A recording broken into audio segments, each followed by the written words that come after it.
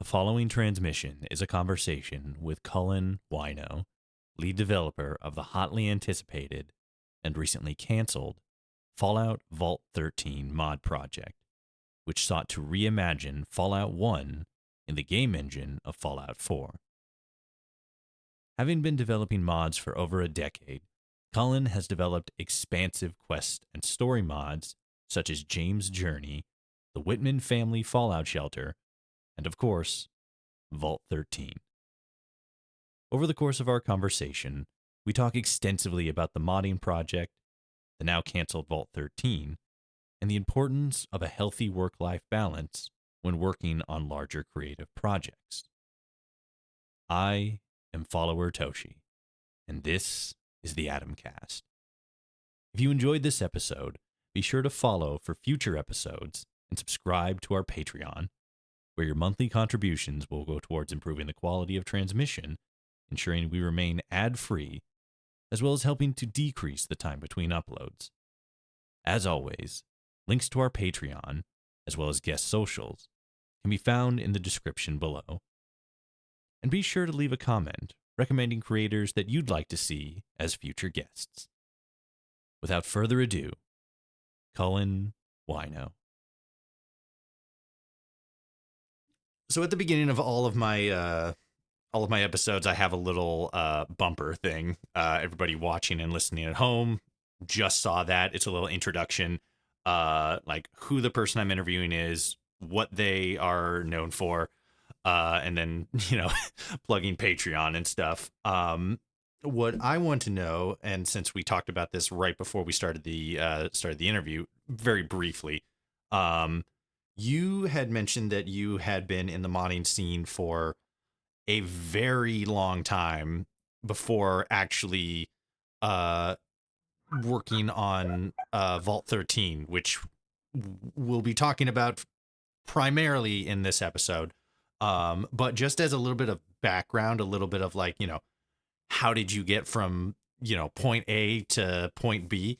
What was your background like before getting involved in Vault 13 as far as the modding scene specifically? Sure. So I've been in the scene since 2012. My whole introduction to Fallout modding was actually when I was a 12-year-old in seventh grade, playing on my mom's laptop. I had just installed Steam, and the way I got into it was actually quite similar to how I feel a lot of other people, I guess, in this cohort got into it. I discovered the Fallout modding scene by stumbling across Al Chessbreach on YouTube. And I feel like early on that was one of my big motivations to get started uh, making mods. I downloaded the Fallout New Vegas GEC and experimented, made some small mods, made a few big mods that never got released. But throughout the mid 2010s, I would make quest mods for Fallout New Vegas. And when the creation kit for Fallout 4 came out, I moved on to making quest mods for Fallout 4. I made one big one, and then, excuse me, I stepped away for a few years to work on just do college work, focused on Twitch streaming, which became my hobby for a What few was years. what was that? I don't mean to interrupt, but before we get too far ahead, what was that big mod project that you worked on before you stepped away? Oh, so yeah. Wait, which one? You said like right before you like stepped away from the community, you worked on a big mod project, and then you stepped away to focus on college and got into streaming and stuff. What was that mod project? Yeah, so of course, over the years, I've always had my eye on working on big projects. In the, I'd say probably sometime around 2013, 2014, for the New Vegas GEC, uh, a collaborator and I worked on a mod for Fallout New Vegas that was meant to be a, total conversion project that took place in Louisiana. Hmm. We didn't get very far apart from like a few city blocks, and I think I was the one that got the radio station working. So we had like a super bare bones radio station and like a city block, but I didn't know my way around the landscaping side of things. So it was just an eerily flat city block.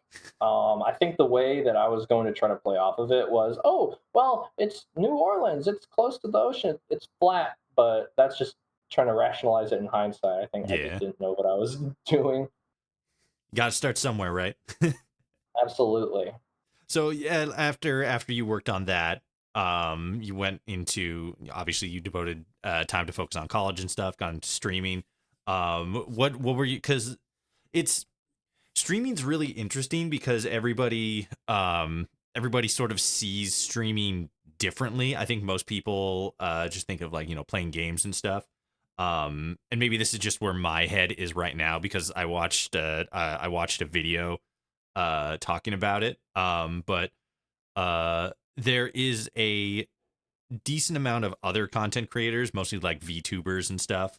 Not even really just VTubers specifically, but there's other content creators in the live streaming space that'll do just kind of like hangout sessions where, sometimes they'll play games, sometimes they'll just like chat and stuff. Iron Mouse is getting a lot of attention right now.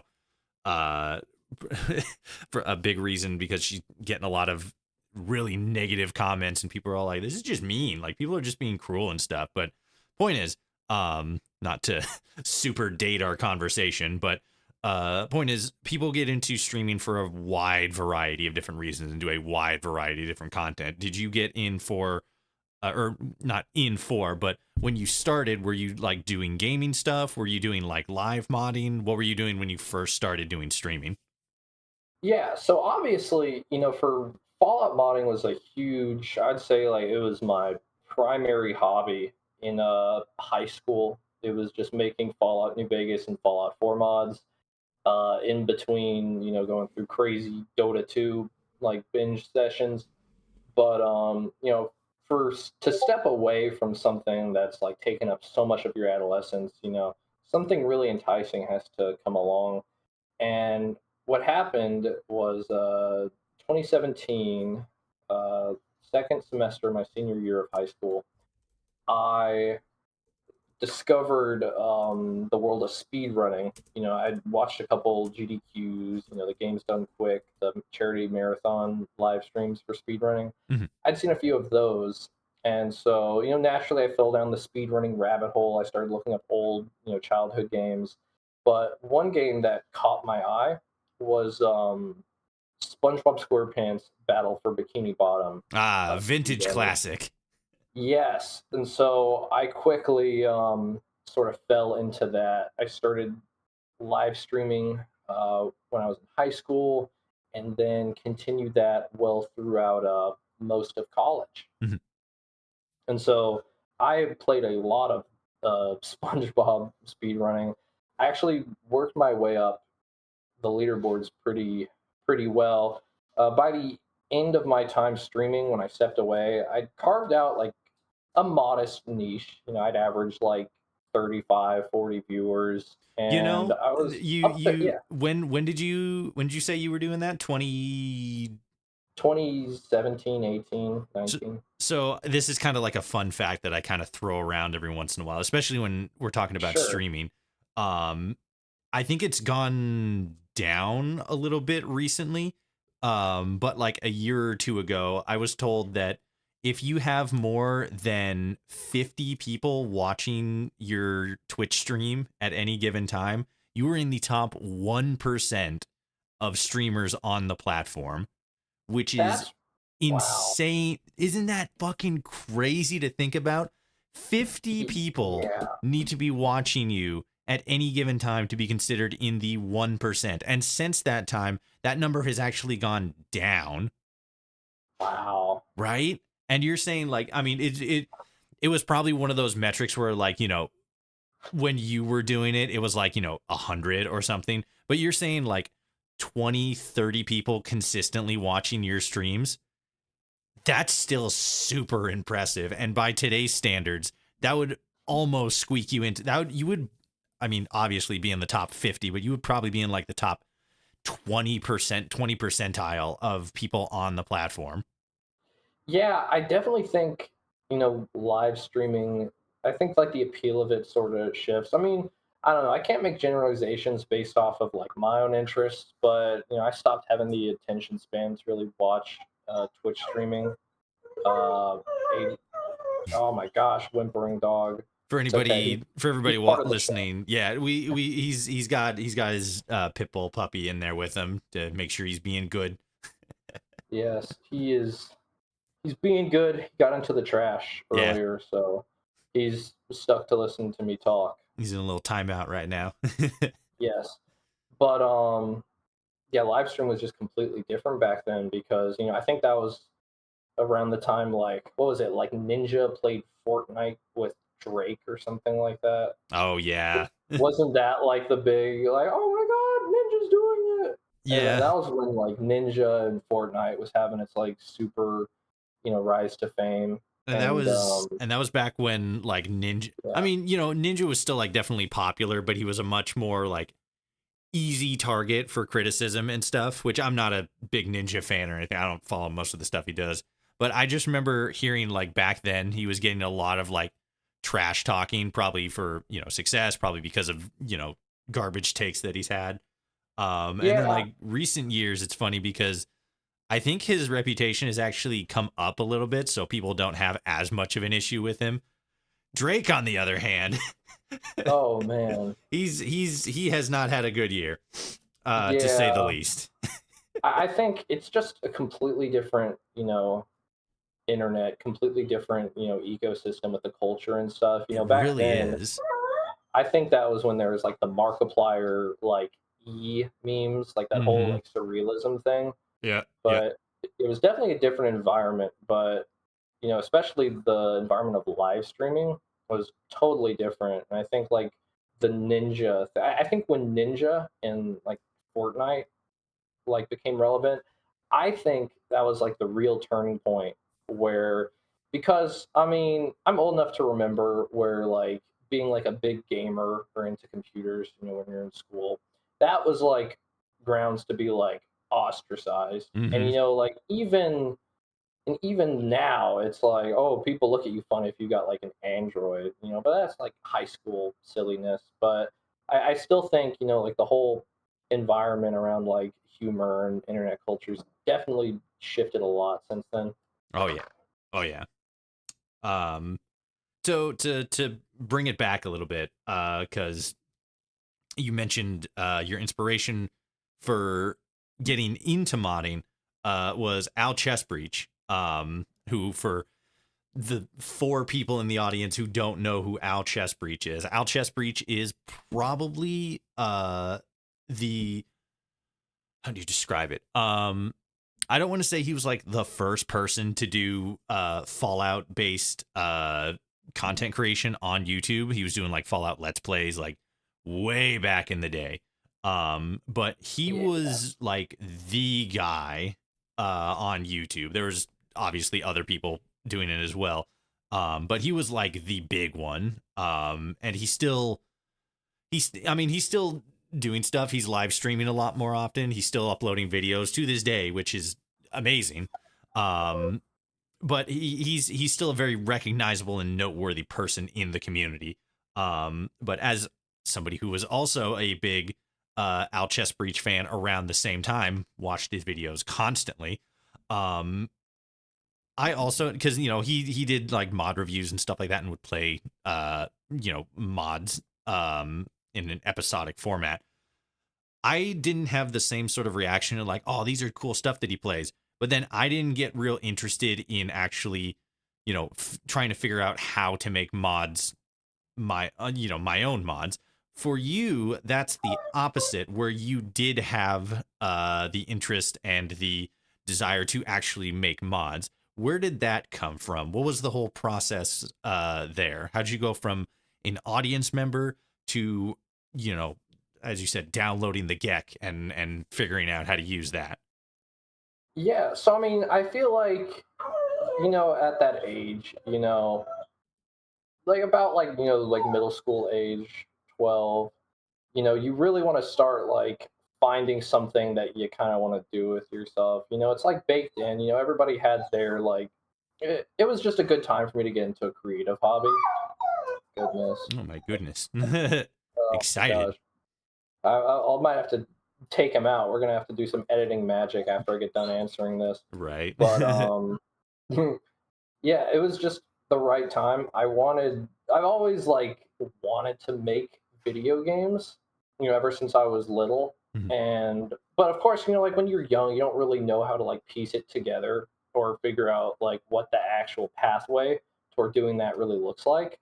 And seeing Fallout modding and stuff, even back then, I saw the potential of just how much I could possibly learn from it and the skills I could get from it. So it just naturally became a thing.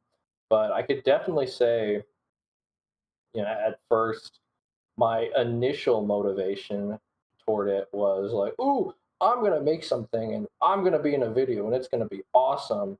And as I started doing that over time, it quickly just became a passion where I got into it for the love of the creative process itself and improving my skills. A no a worthy investment of time and energy. And that as we already covered, that got you into modding, that got you into this sort of attempt at a Fallout in New Orleans, and then took a break for college and stuff, got into streaming, and then from there, um, is it just like middle, and then you got uh either involved or started up the Vault 13 mod? Were you the original guy who came in and like, hey, I'm gonna make this a thing, or did you inherit it from somebody else, like Fallout London? Yeah, so what happened with the creation of Vault 13 was, I guess a big part of it would tie into the mods for Fallout 4 I made after. So what happened was I fell out of Twitch streaming, and I was in college, sort of in that like weird, like aimless, lost stage. And I'm like, okay, well, I got to do something. I was, growing pretty like disillusioned with like the whole college thing, Mhm. and I was definitely looking for, unconventional like ways out. So I started to, put a lot more serious effort into my projects. I found that my early projects in New Vegas were very like, I don't know, they were like sort of like whatever things, like full of inside jokes and like gags from friends as like voice actors and stuff. But when I decided to start taking it more seriously, when I started thoughtfully crafting stuff, that's when I think some of my best work came through. My like whole series of quest mods, like starting in the early 2020s. I made a few. What was it? James's Journey. That was when I was in high school, and then I made Outlaws of the Commonwealth, Kate and Kellen, A Tale of Two Twins, Saxon Cobras, and James's Journey. That was the last quest mod that I made. But what happened following that is what actually happened was at the time, toward the end of my time making that quest mod, I started engaging with the Fallout 4 New Vegas community. Mhm. I would join the Discord and I just sit in a voice call, and there'd be all sorts of interesting characters who would join. And so I started talking to them, did a little bit of networking, I suppose. Because for most of the time that I was in the community beforehand, up until the last 3 years, I did not really interact with other mod makers. It was pretty much just me making something and then falling off the face of the earth until the next one came out. But I networked with some people on there, some talented people. And what happened was me and somebody from the Fallout 4 New Vegas server, we started talking about, excuse me, the different projects that were there for Fallout 4, how there was Capital Wasteland, Fallout 4 New Vegas, and Arroyo. But we noticed the absence of a project for Fallout 1. And that was pretty noticeable. And both of us, we were kind of at a crossroads. We're like, hey, let's make something big. Let's see what happens. And so I believe it was the beginning of 2021 that we started, looking around, seeing what was out there, seeing if anyone else had started working on something. And to our surprise, nobody had made any like real meaningful progress toward it. So we decided to start things out. I started on planning what the open world would look like, and my collaborator would start. I don't actually remember what he did. We'll get to that in a second. Yeah. But it was actually a miracle how it came to be. So we were at like a weird crossroads. We're like, okay, this is going to be a lot of work. Not to mention we have to do this entire like crazy skill system, whatever. And then just by chance, somebody named Kreb uploaded a YouTube video of his Fallout 1 remake. Mhm. And like, oh, this is interesting. So at the same time that we were starting out our project, me and this other guy, someone else was also in the early stages of work on their project. And I realized we could just combine forces with this guy. So I reached out to the guy who made the YouTube video, and we teamed up, and then we decided to join forces. Oh my goodness! Oh, we decided that we would join together and start this Fallout 4 project together. And in the end, we ended up using the world map system that I made Mhm. for Vault 13. And we actually still in the project today use the skill system and all of that stuff that he used, Kreb, when he made his YouTube video. Nice. So it's interesting that you brought up the Fallout 4 New Vegas mod. I don't know if you saw this, but just like 3 days ago at the time of this recording, um, a while back, the Fallout 4 New Vegas mod was announced, which was a timeline specific recreation of Fallout 4, or sorry, of Fallout New Vegas in Fallout 4's engine, meaning it took place at the same time as Fallout New Vegas, because it's, just like an upscale version of the original game. I can't remember how long after that project started, but a completely separate project uh called Project Mojave, which got a lot of attention a couple years ago, myself included. A lot of content creators worked on it, or not worked on it, but made content like checking out the mod and talking about it and stuff. And that was an interesting mod because that was a a recreation of the landscape and the layout of Fallout New Vegas in Fallout 4's engine, but at the timeline point of Fallout 4.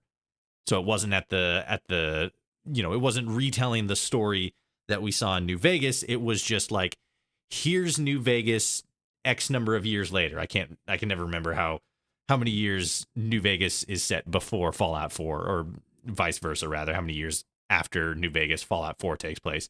But as of the point of this recording, 3 days ago, that mod project has actually shut down.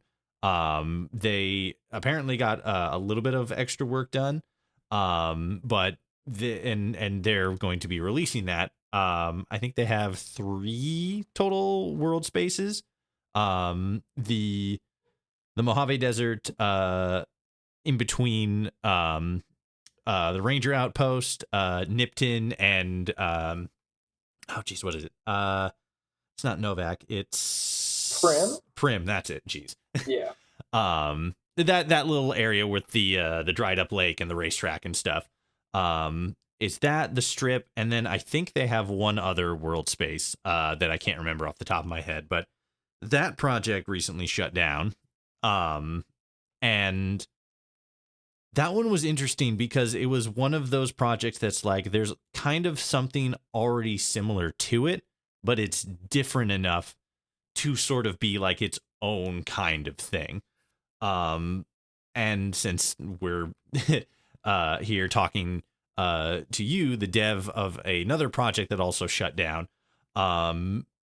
what is the um what is the big thing that sort of leads to these sort of larger passion projects shutting down, or maybe not the big thing, but like a similar element that kind of crops up that more likely than not can be, just the kiss of death for these larger projects. Yeah, so I think it's interesting how you mentioned the other New Vegas project that shuttered.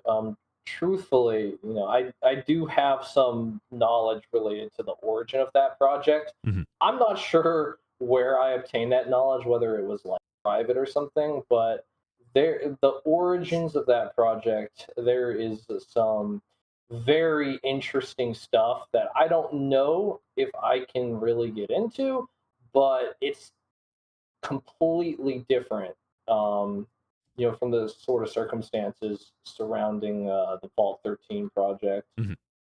So with that very naturally leads into, I think, sort of the big thing that we wanted to talk about for this interview. I know you were really interested in talking about it, and I was really interested about it because when I saw that Vault 13 was actually, disbanding its continuous work, I thought, whoa, this is kind of a big deal because, as you had said, there's not really any other project that's doing that, that's trying to like bring Fallout 1 into the modern engine, or even in like, Fallout 3's engine, let alone Fallout 4, which is interesting because I think there's like two projects trying to recreate Fallout 2, one in Fallout 3's engine and the other in Fallout 4's engine.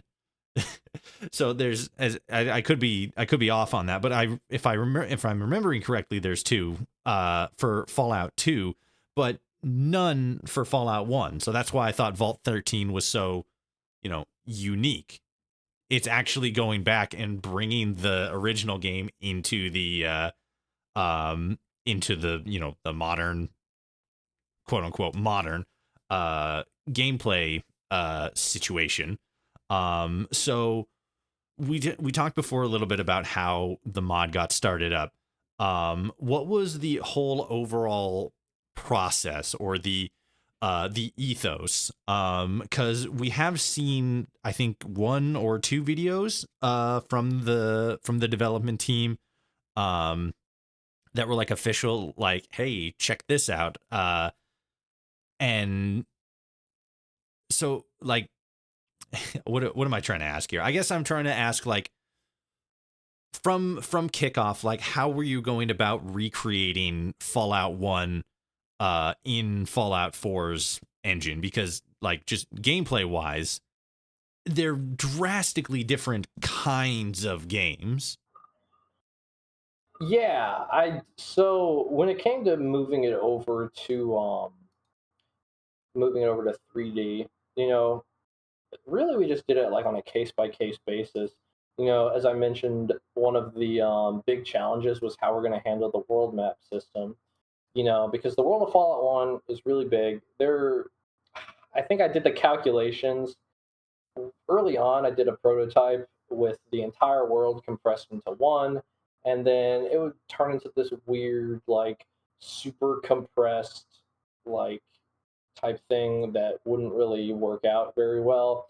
I think the whole area of the boneyard would have been like barely the size of like New Vegas, like the Strip and Free side, Hmm. just with how big the scale of the map was. So that really wasn't going to work. We didn't really want to have everything be super compressed and then, condense hundreds of miles of walking into like 3 or 4 minutes. So what we ended up doing was, in that case, we split the world into five unique playable areas, which, as far as the scale goes, really helped us get the scale down. I think, especially for the Inyo, the playable area for the demo, Hmm. I think the scale was just perfect. Like in my opinion, I think, especially with just how perfectly everything lines up.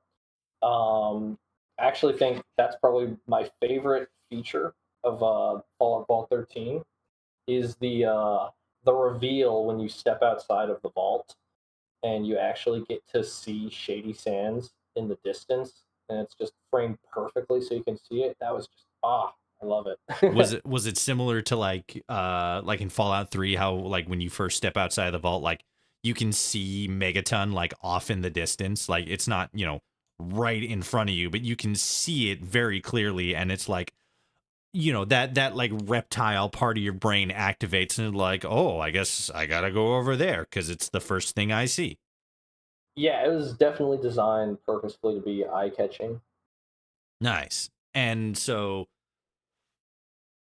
it sounds like overall with the transition, it was more so like a scale thing. You kind of had to scale up in a sense where you had to make everything maybe not bigger than it actually was in terms of like individual locations, but you had to make the world space bigger because, as you said, if when you went back and did all the math and everything, the actual world space that you are able to physically explore in Fallout 1 is a lot smaller by comparison.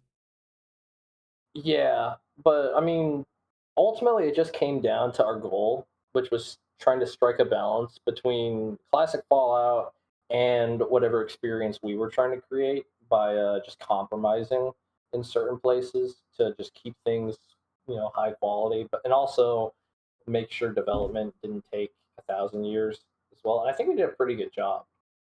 And so because you mentioned one of the things that you mentioned before was the RPG system. Obviously comparing Fallout 1 and Fallout 2, the RPG systems in those games to Fallout 4, Fallout 76, even, being a little bit more gracious and comparing it to Fallout 3 and New Vegas is very, very different. And since you're specifically trying to convert it into Fallout 4, um, what was the process there? How did you go about adapting this very richly detailed RPG system into a newer game engine that didn't have the same sort of depth when it came to like stats, perks, traits, stuff like that? Yeah, so luckily in that case, a lot of the heavy lifting was done by Kreb. So when he put his video up on YouTube, one thing that really surprised me is, like the level design, it was, pretty rudimentary. He was not super experienced as a level designer. I think he had like a background in like law or something like that, Mhm. but he knew a good bit of papyrus. But what really surprised me was how much work behind the scenes was done, with the YouTube video. He had a fully functioning skill system and a fully functioning perk system. So all of that work was just completely out of the way. He figured everything out. And then I was able to go in there with what I knew about Papyrus, and I was able to pick it up really quickly. So as far as getting the whole skill system together, that was just getting it set up in the menus took like an hour, and then as far as getting all the skills to actually function like they should, that took me like a few hours. It actually was deceptively simple, getting the skill system to work. Can you describe how it works though, in the actual mod? Because there's a demo out and everything, so anybody who wants to, I believe anyway, they could go in and they could experience the basic setup with a skill system, or was the demo just like these are the world spaces that you can explore, and the actual stat system wasn't implemented yet? Because I'm gonna be honest, I haven't played the demo yet myself. It's on my to-do list, but I just got so much shit to do, man. Oh, you're good. Yeah. but what so what does that look like when it's actually, played out? Like somebody's actually playing the game, playing the mod. How does the skill system actually work? Because as I said, the skill system from Fallout 1 and Fallout 2 is very, very different from the skill system from New Vegas. Yeah, so Sorry, Fallout the 4, not New yeah. Vegas. So the demo for Fallout Vault 13 essentially has the first major world space of the game that has Vault 13, Vault 13, or 13, 15, Shady Sands, the Raider base, and everything in between. And as far as content goes, I'd say apart from the major omission of voice acting, I'd say that area is 99% complete. I'd be willing to go so far as to say that. Apart from some minor art assets in the menus, I'd say the demo is pretty indicative of what the full product would have been for the whole project. Mhm. So it's very built up, very feature complete. That includes everything like the fully functioning skill system. We've got a radio station with custom tracks, random encounter system fleshed out. It's pretty comprehensive. It's essentially like a third of the base Fallout game. What was like the what was your favorite feature of the original game to transfer over into the mod project? Really, what I liked was being able to take in some of the sort of, I guess, immersive sim elements, from modern games, and being able to put that into the environment of Fallout 1. So for when it came to modernizing a lot of the interiors, you know, Fallout 1 early on has that section where, you go to Vault 15, and unless you're carrying a rope, it is impossible to progress down there. And what we really wanted to do in certain cases to modernize it, make it more fair and ultimately just more fun was, we took some creative liberties. We added ways for players to get down, deeper into Vault 15 in ways that weren't present in classic Fallout. So, for example, there's a perception check that tells you about like a floor panel that you can raise up that takes you down deeper into the vault, or there's a lockpick challenge you can do, or the science check. But really, what we want to do is just allow for cool, creative gameplay that work for players of all play styles. You shouldn't be like it in 2024. I think there's like a certain subsect of people that would like an experience like that, but I don't think you should be punished with like a bunch of backtracking if you know neglect to like be like a mind reader and know that you have to take a rope into a dungeon. You know, like, oh, that looks cool. Let's go down there. Let's see what that is. Blocking progress. That's a little eh. I suppose like the natural counter argument for something like that would be like, especially since the older Fallout games kind of have a bit more of a survival element to it. They're a little bit more demanding in like, resource management and stuff like that. To where the modern games, Fallout 4, Fallout 76, stuff like that. I guess we can't really include Fallout 76 in that in it as like an apples to apples comparison, because it's an online game. So Yeah. online games item drops and stuff are usually scheduled, like written a little bit different. But to compare it to Fallout 4, um there's a much stronger survivalist element. So I think the natural counter argument to the claim that you just made about not having to do a lot of backtracking and stuff is that that's sort of part of the survivalist element, or that extra bit of realistic challenge. So like for example, I've been playing a lot of Fallout London on my streams and stuff, and I've actually had, ever since I started doing it on stream, I've been on survival mode. I've recently had to shift it back down to very hard, specifically because one, it's the saving system that they had set up in Fallout 4 on survival mode, to where you can only save it if you sleep in a bed, is like, it's good, it makes sense. I just really don't fucking like it because it means I can't save as often as I would. And when I'm streaming and stuff, I have to spend an extra 20 minutes just running around trying to find a bed. And surprise, surprise, those are not exactly super plentiful. Um, but when it comes to the survivalist elements in London specifically, it's a lot harder because there's, more enemy placements, ammo and stuff isn't super plentiful. And when I was playing on survival mode, sometimes I would have to backtrack to locations because, like, oh, I needed to do this thing, or I needed to get that thing, or I needed to run back and go to the hospital or whatever. Those elements add to the survival aspect, and they add to the immersion aspect because it's more video gamey to, like, fast travel or just pass a speech check or something like that. But when you're forced to confront, like, the reality of the situation that you're in, whether you don't have a rope to get down this cavern, or whether you have to hoof it all the way back to the nearest town, which is all the way on the other side of the map, just so you can find a doctor to fix your shattered rib cage. That's part of the, you know, that's part of the survivalist gameplay style, like a Dark Souls game.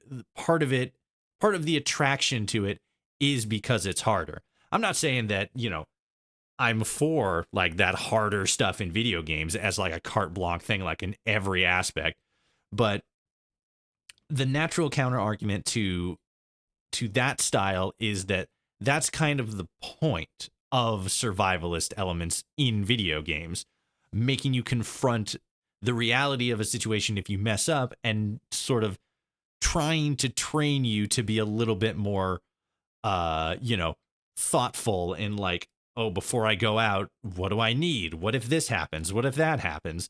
So what was the whole thought process in sort of balancing that? Because I mean, very clearly you went with the just have an alternate way of doing it, which I think is probably the better way of doing gameplay, because then you're at least presented with additional options to solve an issue.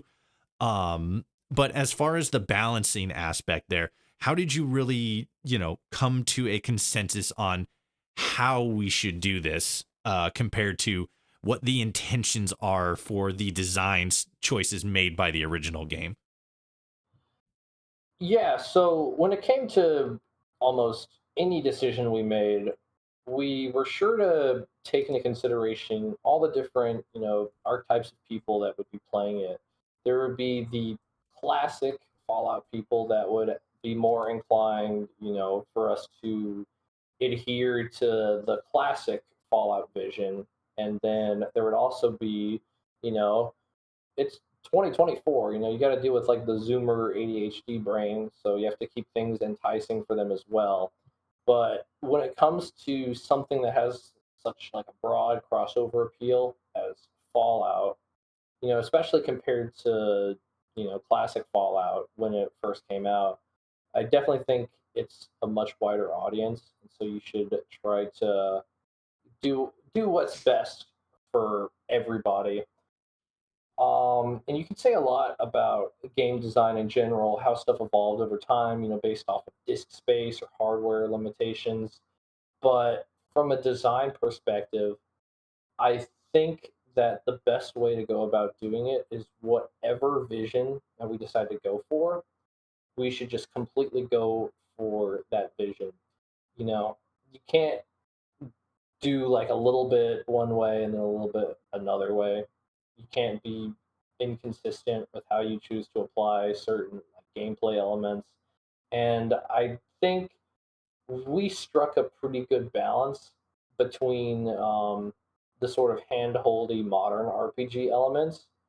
We struck a balance between that and the more difficult Fallout experience. But I think that ultimately the sort of direction that we took things, we had to just go in just that way, if that makes sense. Yeah, yeah. Because it is the case where when you're talking about creating a game, you can obviously take inspirations from a lot of older games. Um, Nostalgia's a bitch. Yeah. But there's still games that 10, 15, 20 years later are still like absolute bangers. One of the things that I talk about a lot of times is the Mad Max video game, which I believe, if I'm remembering correctly, released in 2009. It still to this day in 2024 like really really holds up. The menu's a little clunky and some of the button stuff feels a little weird, and some of the movement feels a little bit slow and stuff. Obviously the graphics are a tiny bit dated, but as far as like the way the game handles the gameplay itself, and more so like a lot of the atmospheric imagery, like the sunsets look amazing. Driving around in this massive desert is amazing. The cars are fucking awesome. It really stands up super well. But the problem is not every video game that was and is still great. You think like Shadows of Mordor with the Nemesis system, and like Max Payne, and I think Max Payne was one of the first to properly implement like not a crouching system, but like hiding behind stuff. Oh wait, no, maybe I'm thinking Gears of War 2. I know they did that in Gears of War 2, but I can't remember like what the first game. Anyway, there's a lot of games that do like really innovative stuff, but it's that innovative stuff that we remember, and we don't remember a lot of the rest of the game, which may or may not have been as good. So when you look at older games for inspiration and stuff, you think, oh, that was really awesome, let's do that. Or uh you take like artistic and creative inspiration from like the story, the art direction, the dialogue, stuff like that, and you try to apply it to these modern games. You overlook probably the biggest thing that any content creator should never overlook, and that's the audience that you're making content for. And as you said, the audience that plays video games now is way different than the audience that plays video games back in the day.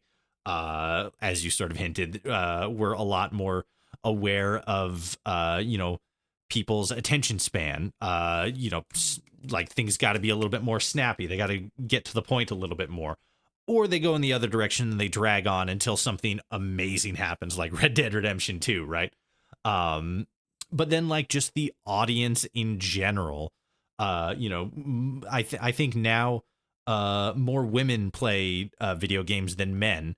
There's more LGBTQ people who are sort of coming into the community. There's more people of different ethnicities, different backgrounds, different class structures, stuff like that are coming in. Different nationalities. I think I already said ethnicities. But the point is, the group that you're creating for is way different than it was back in the day. So, I mean, obviously, this is a mod. You're not reinventing the wheel or anything. You're just making something new. Actually, you know what? You're making a recreation of the original Fallout, so you literally are reinventing the wheel. But it's just so interesting how there are some people who will make something looking back on old stuff as inspiration, which again, absolutely nothing wrong with, but then forget who they're making the game for now. Obviously, you'll always have a core audience when you're either recreating something or making something based off an existing IP, but the kind of people that play games now that may be interested are not the same people who, again, played games back in the day. Not entirely sure where I was going with this whole point, but it's like what's, because you talked about being a or wanting to be sort of like a bit of a game designer in back in the day, and you obviously must have had some sort of concept as to how to make the gaming experience of Fallout 1 more attuned with the way people play video games these days, right? Because you were talking about that with, like, the rope to get down into Vault 15 and the world space and stuff like that. Yeah. When it came to modernizing it, I mean, you can't look at games just in a vacuum because, games are not only like, I mean, it's not just like an artistic thing, but it's also sort of like a reflection of like the society around it, and also onto the how I mentioned the constraints of the hardware and stuff, Mhm. how the older games would be made purposefully difficult to, stretch the playtime. And you've got the newer games that are just full of content. It's There's just so many different directions that you could take it. It's kind of crazy to think about just where it could go, but there's just so many things to consider when it comes to any little design choice. But I felt like ultimately the way that we wanted to go about doing stuff was if we did a one-to-one recreation of everything, it might, turn some people off because, we made some changes, we made some concessions, you know. We decided that it would be absolutely crucial for us to have an open world outside area for the player to be able to explore. So, given that, that means we had to compromise and, scrap the world map feature with the red, like, dotted lines on the world map Mhm. as you travel around. We sort of had to forego that, but I think the Fallout community, as far as Fallout mods go, is a lot more because I mean, if you really think about it, it's very like homogenous community because Fallout, even among all the Bethesda games, Fallout is not the most popular. Most popular would be Elder Scrolls, and then even among Fallout games, we look at the Fallout games that are out there. I don't have the Steam numbers in front of me, but I can imagine a lot of people, a lot more people play 76 than Fallout 4. I don't And believe that that's actually the case. Because I really wonder. Let me see, because I I don't know. can, yeah, I can look that up for you. Actually, you can continue on with your point. I gotcha, but I certainly feel like the community is a lot more homogenous than you'd probably like imagine at first glance. With because I mean it's the modding scene of like a Fallout game, and I feel like that's a lot smaller of a chunk of people. Not to mention, Fallout 4 came out, I believe, like 9 years ago, so it's like really getting up there in years. But yeah, I think that's definitely something that's worth considering, and I feel like the general like tastes of the Fallout modding community, I feel like you know to make mods you gotta play mods, and Mhm. I feel like it's with my background and making and playing Fallout mods for years and years, you sort of have this like intuition of what will feel good, I suppose. That makes sense. Um, to pull it back a little bit to our numbers thing. I got the Steam chart information up right now, and currently, right now, as in players who are playing the game right now, um, or I guess maybe over the past week, I don't know. It says players right now, so I'm just going to read it as such. There are 13,556 people playing the game on Steam right now. And for Fallout 76, there are, funnily enough, exactly 6,700 people in game right now. Oh Um, wait. yeah, I know. Bit of a difference there. 24-hour peak is slightly off. About double for Fallout 4. 8,993 24-hour peak on Steam for Fallout 76 compared to Fallout 4, but Huh. yeah, and the all-time peak for Fallout 4 is, or for Fallout 76 is like 73,000, whereas Fallout 4 is 472,000. But that's just numbers. Hey, I'm full of shit. Don't listen to me. Right, but it's interesting because, one, it's never an apples to apples comparison to compare an online game Yeah. to a single player game, especially a single player game that has modding, which, as we've talked about, is a big draw for almost any video game. We can look at Baldur's Gate 3, and that was a massive draw for that. So much so to where just releasing modding for Baldur's Gate 3 has actually put it back on not a contender for Game of the Year 2024, but as in a category for, like, I think it was like best community support or something like that.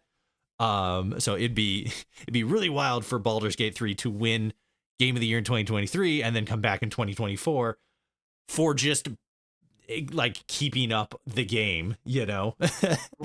But it's interesting because, as you said, the modding community is a smaller segment of the larger Fallout community, and even then, that's on PC only, and the PC modding community is an even smaller segment of the larging gaming ecosystem. I don't think that it's always a popular opinion to take, but PC gaming is still sort of the minority. Most people, and I'm speaking from personal experience as somebody who started off playing Fallout, and going all the way from Fallout 3 to New Vegas to Fallout 4 on the Xbox, and didn't get into Fallout 4 modding until probably like 3 years. I know all the DLCs had already dropped for Fallout 4 by the time I actually got into, doing it on the PC and doing modding and stuff like that.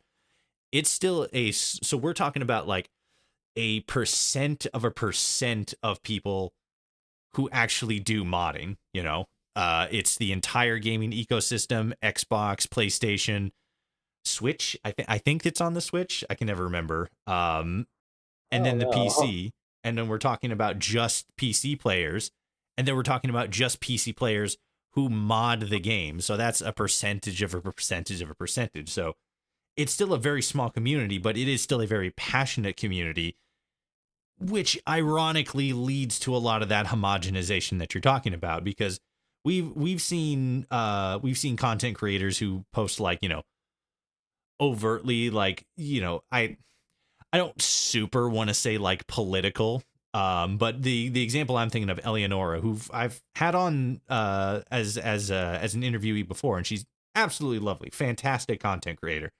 But she's made mods like I think there was one that just added like a shirt or something that said like Black Lives Matter. And then she's also added a bunch of stuff that's like pro LGBTQ, pro trans, stuff like that. And there are people who say like, oh, that's political, and obviously have issues with it.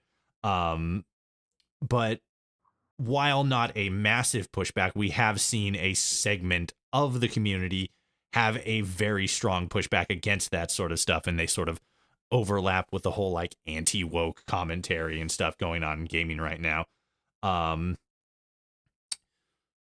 to as it relates to the homogenization of the modding community specifically, what is the um what's how do I want to phrase it? What is the, maybe not solution, but response to that homogeny? Because I think that it's the general basic consensus that like diversity in a community usually results in a better outcome for the entire community. What is the like response to that? That's, again, that homogeny of the modding community. What's the natural pushback? I mean, if someone feels compelled to, release a mod of a certain T-shirt, to express a political opinion, more power to you, But there is absolutely like, see, it's weird. Like the internet has become, I feel like just how much it's changed over time. I feel like people feel comfortable saying certain stuff, but I feel like in any well organized, moderated community, if someone's being outwardly hostile or saying some crazy stuff, you really got to shut that down instantly. You can't let people just aggressively, outwardly targeting people, go unchecked. I really like to maintain a hands off approach when it comes to moderation. But I mean, you do have to kind of draw a line at like personal attacks and stuff like that. It's really like, it's it's pretty lame, and I really don't doubt that whatever element there is that does it would be the vocal minority. But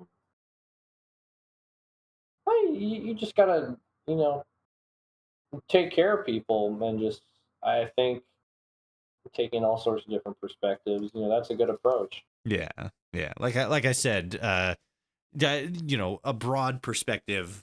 Um, what what's the phrase? I always forget the exact wording. It's like a rising tide raises all ships or something like that. Sure. Yeah. um, to take it back to Fallout, Vault 13 specifically. What was like the biggest thing that you sort of wanted to take from Fallout 1, or I guess more so just like in general? Like what's the biggest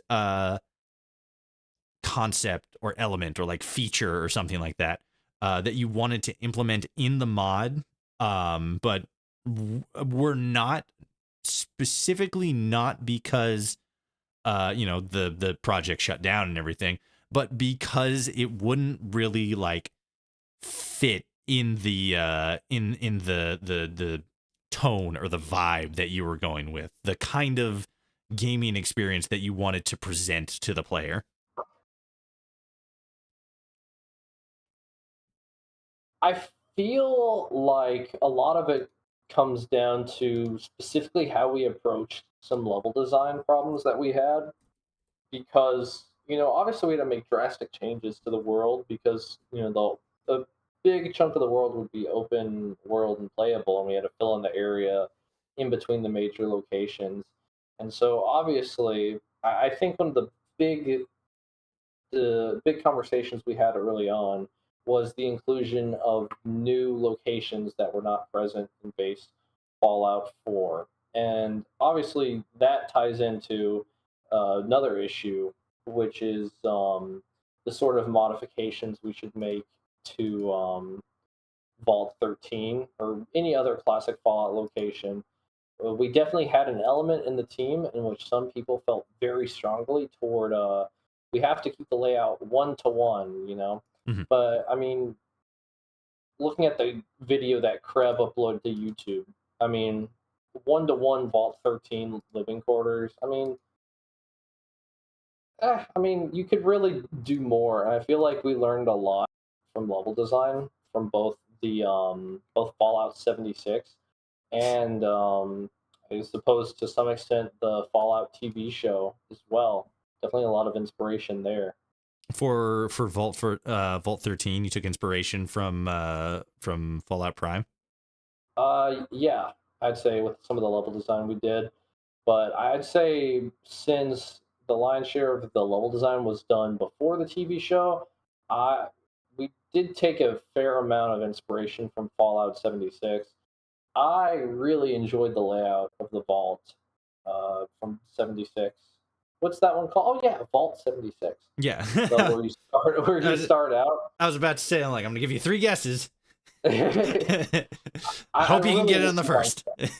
And we took some inspiration from that when it came to designing what it would look like And I think the changes we made were well because we still captured that gritty, like robotic, cold feeling, but we were able to modernize that. But I think a better example of like how we took 76 into consideration was really the whole mountain biome. So for level design, we had it categorized into four different biomes. Two of them were in the demo. We had the desert and we had the mountain. But the whole mountain region, I really, really liked it because it was essentially like a burned, almost Fallout 76 looking sort of style with the hills and Yaogwai and stuff like that. But it was definitely in a very interesting sort of like approach to handling the design of such a huge chunk of the open world. And I feel like by making it, we were able to have, a really, really bold looking area where a lot of people, I think, no, where everybody starts their Vault 13 journey. It's interesting to hear you talk so highly of Fallout 76. You mentioned uh, not really like said directly, but you kind of insinuated that you expected that currently Fallout 76 would have more players than Fallout 4, which what was incorrect, but as somebody who also really enjoys Fallout 76, I can kind of see the logic behind that. But then you're also saying that you took a lot of inspiration for Fallout or for Vault 13, which to once again do that like extra level of like meta confusing word jargon that I did with Fallout or with Project Mojave. Um, Mhm. Fallout 76 is your inspiration for a Fallout 4 mod that is recreating Fallout 1. So, Well, I right? want to get one thing straight. Okay, Definitely. I only have 3 hours in Fallout 76. And Really? the last time I launched it on Steam, it was November 30th, 2020. So, 4 years worth of content, yeah, and it's the biggest inspiration for the mod. I wouldn't say that 76 was the single biggest inspiration for the mod, That's fair. but I will say, I don't, I really don't know if the level designers played 76, but from the brief little bits of 76 I did play, I remember liking the vault and I remember liking the area immediately outside of the vault because that's all I remember. And so naturally, the two places that I remembered were obviously referenced a bit in Vault 13. Which is super funny because you said that you only the last time you played it was in 2020, which Correct. wasn't immediately after the game launched, but was, I guess it was more so out of the the dark days of like when like launch and everything. But it Yeah. was still, was it after, was it after the Wastelanders update? I can't remember. I think I played it for like 10, 20 minutes after Wastelanders came out. And Okay, then I closed it one day and and never opened it never never again. got around. Glowing review right here. So like it feels kind of incomplete to ask you directly, since you personally only have like 4 hours of playtime. But for the mod project, what was the big draw of Fallout 76? Because I know you talked about um like the hills and everything, which I also thought was a really creative system, because the way Todd Howard described it in some of the early footage stuff is, one, they wanted, it's West Virginia, it's hilly, they wanted to be accurate with it, but it also allows the player to, they go up the hill and you can see more of the world. So you can kind of like, if you're like running around, you're like, I don't know where I am, instead of opening up your Pip-Boy and stuff and checking the map, you can climb to the top of one of the hills and like look out and see big landmarks. You can see the top of the world off in the distance, which, if I'm remembering correctly, they said like, oh, that's basically like the compass for the region. You know, you can see the top of the world. You can kind of, you know, orientate yourself from there. Um, but besides that, besides like the hill system, what were like some of the other inspirations that you took from Fallout 76? Um, well, I really liked crap. I suppose it would just be like the level design.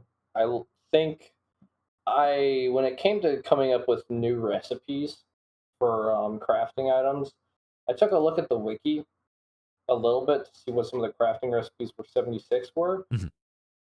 But really, apart from that, I guess I don't know if we really took that much inspiration from 76. Uh, hmm. A lot of it was that's more of a question, I guess, for level designers. I wish Giblib were here, the project co-lead and the guy who did a lot of the level design That's for the fair. project. He'd have a lot more insights for that stuff than I would. Yeah, yeah, But I guess I was in charge of a lot of the major decisions regarding the overall approach of the project because I was, super involved from the very conception. Mhm. But I feel like a lot of the design decisions that really just comes down to, we had like I think a dozen or so odd level designers put together the world that we have. So really, I mean, I can't say, but I remember as far as the mountain area goes, I just really like the idea of it being half dead, half alive. And also, I did take into account some of the stuff from the, I believe it was the same interview with Todd Howard that you were talking about, Mhm. with, regards to the landmarks and stuff. And one of the ways we did that was, we had the big fire lookout tower, which would be a major point of interest in the mountain area. But also, just with how tall the, Vault 13 mountains were, those could be used to orient, where you were at any time. And then there would be a few mountain foothill type things you could climb and also get your bearings as well. Um, we never came around to it because it wasn't in the final, it wasn't in the demo build. Mhm. But in the next planned zone that would have been worked on next, which would be, I think the name we had for it was New California. We had the hub, junkyard, and necropolis in there. But one key feature of that area was going to have been the fact that you could have seen the skyline of Necropolis from basically anywhere in that entire zone. Okay, very similar And to how you can see yeah, the top of the world from, you know, anywhere in Fallout 76. yeah, there's definitely like, even speaking about it, there's definitely like a hint of like, I guess like regret with like how stuff turned out with the project shuttering and stuff. Mhm. Just with like the amount of like, oh, that would have been cool. Yeah, it's always, you know, just a case of like, oh man, if we just had like, if we'd kept this going a little bit more, we could have done all this cool shit. Um, Yeah, it indeed ran its course though. yeah. Um, I suppose that's a good segue to actually talk about um you know, the reason the mod project shut down. From what I'm remembering of the Discord server announcement, it was mostly like, you know, like burnout and stuff like that. um I found it interesting because, if I'm remembering correctly, I read an article somewhere where, and maybe you could uh corroborate on this. I read an article somewhere that said that the team actually had to come out and state that, um, like, because when Fallout London was scheduled to come out, which was a couple, like a week or so after after Fallout Prime dropped, which was April 16th, 17th, Uh-huh. something teenth, maybe 19th. I can't remember. Anyway, it was scheduled to drop in April, and um, well, Amazon Prime dropped in April, and London was posed to drop, like a week later. That's when they also did the big update for Fallout 4, the next gen update, which, long story short, disrupted a lot of the modding community and made a lot of mods that depended on a certain level of coding uh, to no longer function without an update. A lot of mod projects were able to uh, easily update to that. Sim Settlements 2 was a noteworthy one. I think they were able to update in like 48 hours or something like that. Fallout London, on the other hand, had to sort of like walk back their release date and work on a lot of extra stuff to get the mod working, because I think there was a lot of other mods that they used in this mod project that then had to be updated themselves so that they would be updated in the mod, and then the mod would work, if I'm remembering correctly. But the result of that is maybe not the result of that, but there were some people in the project that were saying like, "Oh man, it really sucks that Bethesda, quote unquote, did this to us." Because they were apparently, I guess, getting some support from Bethesda, and then they dropped the update, and then it just kind of didn't feel like they were getting the same level of support in trying to bring their mod to, quote unquote, market and stuff. Um, and from this article, I think somebody in the team had to say like, you know, uh, us closing down the product or the mod had nothing to do with like the next gen update or anything like that. Um, is that accurate? Was that an accurate thing, or am I having some sort of mass psychosis? Uh yeah, no, the project shutting down has nothing to do with the update or any of the changes. When the update came out, I think I updated Fallout. I kept it downgraded on my workstation PC, but I think on my backup laptop, I just had regular, the next gen update. Mhm. And then I tried to run Vault 13, saw there were some huge issues with it. Again, the big part was the other resources that we used, mainly the dialogue system and the skill and perk system, Mhm. completely broken. And then we put some work in trying to fix it, but then it's like we turn every corner and there'd be something else that broke that we'd have to fix. And ultimately, it just proved too frustrating. And so we downgraded back down to the pre next gen update, and we just carried on from there. But I would say that had absolutely nothing to do with the project getting shut down. And so what was the, because I sort of, if I'm remembering correctly, in the announcement on the Discord server, you said it was, or somebody said, I can't remember if it was you specifically, said that a big reason was like, burnout and stuff like that. Can you talk more about what the lead up to the project shutting down was? Yeah, so really it just came down to a combination of factors. Um, so we came at to a certain point. So we had some issues during development, obviously. Mhm. Um, but really there were a lot of difficulties when it came to managing like a volunteer team of people working on this mod. And I also, you know, the burnout is real, Mhm. and I definitely faced some severe burnout during my time working on the project, and I learned firsthand, just how harmful overcommitting can be.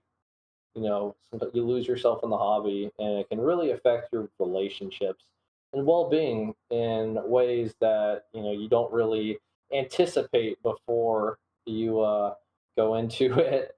So, but I've learned a lot about myself, and I've learned a lot about developing this healthier work-life balance. But essentially, the moment where we decided that we would be shuttering it was shortly after the release of the demo.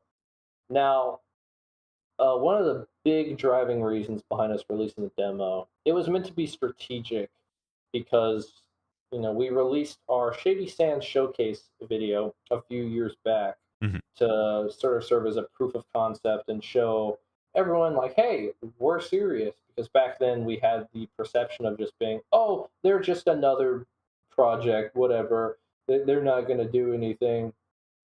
And so I definitely feel like our video showcase definitely showed us that we were real and we were in business. And it also led to us, getting an influx of new talent joining the team. And we were hoping that the release of the demo would sort of drive this attention toward the project and get us some more attention and sort of get some new blood, new life into the project, more collaborators to help us push through. Mhm. And what happened following the demo was I sat down and at this critical point immediately after the demo's release, I looked and created a roadmap of different like I'm very methodical and disciplined when it comes to how I organize and approach, managing the project. And one of the things that I was big on was creating a roadmap to figure out the sort of man hours expected to complete certain tasks. But what I discovered was I broke down every task remaining left in the mod. And again, much of the work we did to get the demo out was, the demo really was built out to be like 99% complete. And releasing the full mod would have just been everything we've done already, but more. Right. We wouldn't really be treading new ground. It was just more of the same. We did a little bit of, and I will say this, absolutely everything, Mhm. just a little bit. But I broke it down, and then it came to the point where it was like, okay, we have a very, very, very high number of man hours left to complete this project. And I crunched the numbers and stuff, and I'm like, okay, well, if me and Giblib, the project lead or co-lead, both put in 40-hour work weeks on this project and also get a team of 10 volunteers who put in 10-hour work weeks, we'll get done in 7 years. Oh my god. And look, like, I started this project when I was 21, 22. I'm 25 now, okay? I don't want to be in my 30s working on a Fallout mod. I just don't. So in total, if you had gone through that 7 years, you would have spent like 10, 11 years working on this recreation mod for Fallout 1. Yeah, I mean, I couldn't, the scope of the project just became so unsustainable with a small team handling most of the work. By the end of it, you know, I'd say like I would say like what is it? There's a principle that I believe that some of the major mod teams follow. It's the 80-20 principle, the Pareto principle. Mhm. And what that boils down to is 80% of results come from 20% of the effort. And the inverse is true. 80% of the effort leads to 20% of the results. And that 80-20 ratio, I think it's true in a lot of cases. But in our case, I found it to be very accurate that Giblib and I, 20% of the team, ended up doing the lion's share of the work, the 80% of the work. And, through the course of the project, we probably had like 40 or 50 different volunteers, Mhm. and they would join at various times and do various amounts of work. But I'd say, like, ultimately, what got the project to the point that it was Um, ultimately, it was just the majority of it was due to the heroic efforts of Giblib and I doing the majority of the work. I think I did every little bit of scripting, of dialogue, of quest, all of that. NPC packages, the AI, every single container. And then Giblib did like the entire outside world area Mhm. and the vast majority of it. There's just so many issues or so many things that just come into making a mod at this stage of the game's life. I would like to say that perhaps it would have fared better had I started the project maybe a few years sooner. Why is that? Because, well, so I think a lot of the old guard, the people that made mods for, so like essentially it's like the modder to industry pipeline. I recall one I instance see. where we had one very, very talented, like absolutely phenomenal level designer. Like she was amazing. And she joined the team for 2 weeks, made the absolute best dungeon in the whole mod. It's I think the Cartot. No, it was like the cave near like the country desert town that has like the gift shop in it. Mhm. Yeah, she made that, and then she got a job at a game studio, and then due to I guess like the conflict or whatever it's called. Um, oh, geez, yeah. So Yeah, basically like non-compete clause, yeah, that's it. That's it. Yeah. yeah, she was gone. So I think the most talented people, if they're around in the scene long enough, get scooped up and get a job in the industry. And so I think the when projects like this rise up, you know, if you get too good, you get scooped up by the industry. You can take a look at I think Capital Wasteland. I think like the two leads on that. I forgot one of their names, so I'm not going to name either of them because it'd be a jerk. Mhm. But I know both of the people. I think it was Fried Turkey and the Grill guy. Yeah, I remember. But both of them got hired. I think I don't know if it was Bethesda, but it was like Bethesda adjacent jobs. I And think it. so I think it was because I think one of them went on to work on Starfield. I gotcha. Yeah, but what happens is if you're too good, you get like scooped up. And obviously, if you spend a lot of time in the scene, you're gonna get really good and build a name for yourself, and that's what happens. But I definitely feel like that in combination, so like the constant talent leaving the scene, losing interest, whatever, Mhm. and then the large established projects that were already around, a lot of people that were actively interested, because there is like a very, very limited pool of people that are like super talented enough to make these large scale Fallout mods. Mhm. Okay, like I honestly believe, like as far as someone that could like handle like the scripting stuff for everything that like Vault 13 would like require scripting wise, there's probably like no more than like 15 people on the planet that could like do it. Right. Yeah. And 13 Unless of they them were to work for put in, Bethesda. yeah, or and there's only like a pool of like a few dozen like level designers active, period. Mhm. And so you've got all the big teams fighting over like the attention of like the hot talent. I think there's a lot more.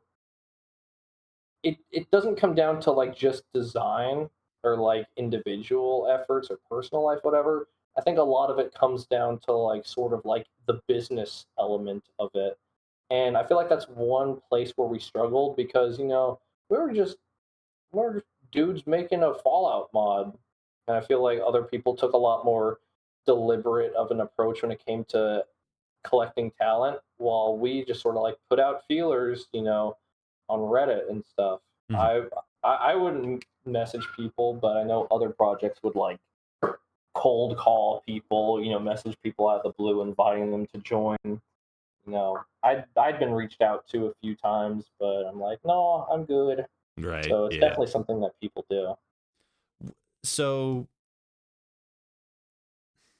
I guess I have a couple of other questions I wanted to ask, but since we'll stay on this for right now, the suspension, to use a better word than closure or death or anything more Yeah. dramatic sounding. Since the suspension of the mod project and everything, um from what I remember, again, from like official announcements and stuff from like the Discord, um you are going to be like tightening up and completing like the stuff that you have, and then releasing it in an official capacity on the like on the Nexus or somewhere, correct? Yeah. So we're going to be releasing the project as is. What we uploaded to the Nexus for the demo was a development, was a demo build, and all it was is just the demo. The demo build was the development build, but I went in there and I stripped away a couple things to prevent data mining because I was very cautious about that. But essentially, what the full build is going to have is going to have everything that the demo has, but it will also have the work in progress open world areas and all of the interior areas for the other zones that were not in the demo. So like they're going to be there, but they're going to be like, not fully completed. Like there's not going to be like enemies, or maybe some areas aren't going to be like fully set dressed, but they're going to be there and be accessible to see like, this is the work we did, this is the project or this is the progress we got done on these specific areas, even though we weren't able to fully complete them. Yeah, what we're now, I haven't totally decided how I'm going to handle that, but I can imagine what I'll do. Just upload the project as is, and then put in the IDs, I guess, so people can fast travel there and look at places and see what it is going to be. But yeah, it's essentially it. No more work is going to be done. It's just going to be packaged up, distributed. Mhm. But and the places that are present will be of varying, I guess, level put together. Like there's definitely a few areas that are completely set dressed, and there's others that are just bare bones skeletons with like floating voids where you can see outside the map. Right.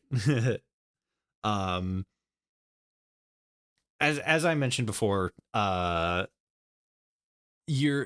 project is unfortunately in a very similar situation as Project Mojave, where like it was a very ambitious project. I think it's a project that a lot of people definitely would have really, really loved, really enjoyed, but for various reasons, they had to, close down Project Mojave. You guys had to close down Vault 13. And Project Mojave is doing something very similar to you guys, where they're, tightening everything up, and they're going to release it as is. Like, this is what we made, have fun playing around it and stuff. Um, I think there's been a couple of other mod projects that have done stuff like that. I know there's a couple of other smaller ones for Fallout 4 where I can't remember if it was like a new world space or anything, or if it's just like, this is like a new location, but I wasn't able to finish it, but here's what we got. Um, do you think that like it's, and this is I guess more of just like a non-answer philosophical question, like, do you think it's like, because on the one hand it's like, you put those projects out and it's like, oh, this is really cool, this is a really good, like, not proof of concept, but like, this is all the work that they got done. This, you can see all the passion and all the time and dedication that they put into this thing that they were going to release for free Like that's something that we sort of always gloss over when we're talking about mod projects and stuff. Mod creators are putting these things out for free. They're not asking for money. There will be times where they're like, hey, if you liked it, check out our Patreon and stuff like that. But as somebody who also runs Patreons and does, YouTube stuff, fucking nobody goes to that shit. Nobody goes, because like it's on the one hand, like, everybody's like always like hard up for money, like always. And I'm not saying that as like, like, oh, people are so stingy and stuff. Like, no, that's the reality of the situation.